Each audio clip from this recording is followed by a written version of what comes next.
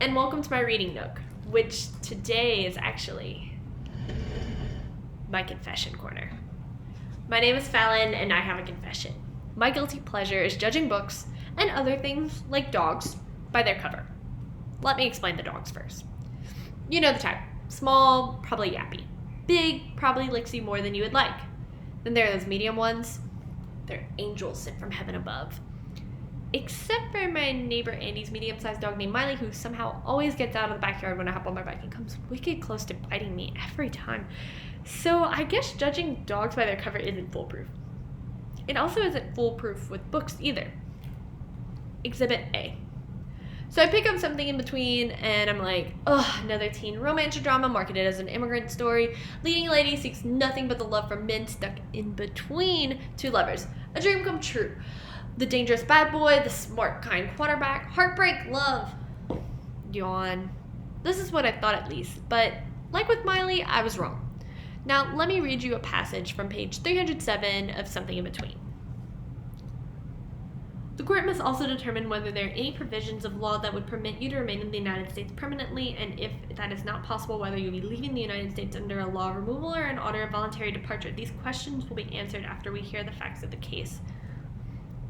How does a passage like that come from a book that looks like this? First off, if you thought that was boring, then you're wrong.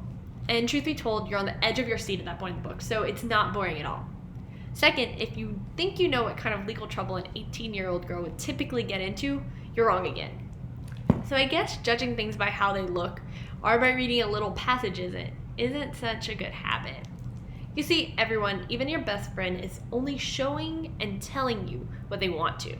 There could be so much more happening in their lives. And like in Something in Between, there's so much more happening in Jasmine's life that she doesn't let on to.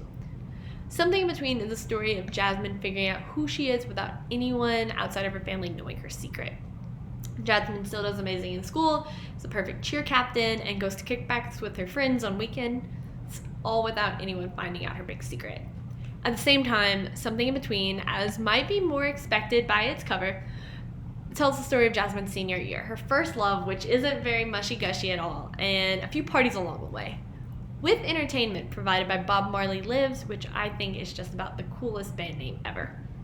Next time you stumble upon Something in Between, or a dog for that matter, don't judge it by its cover. There's so much more inside that the cover isn't telling you. So I encourage you, pick it up, look inside.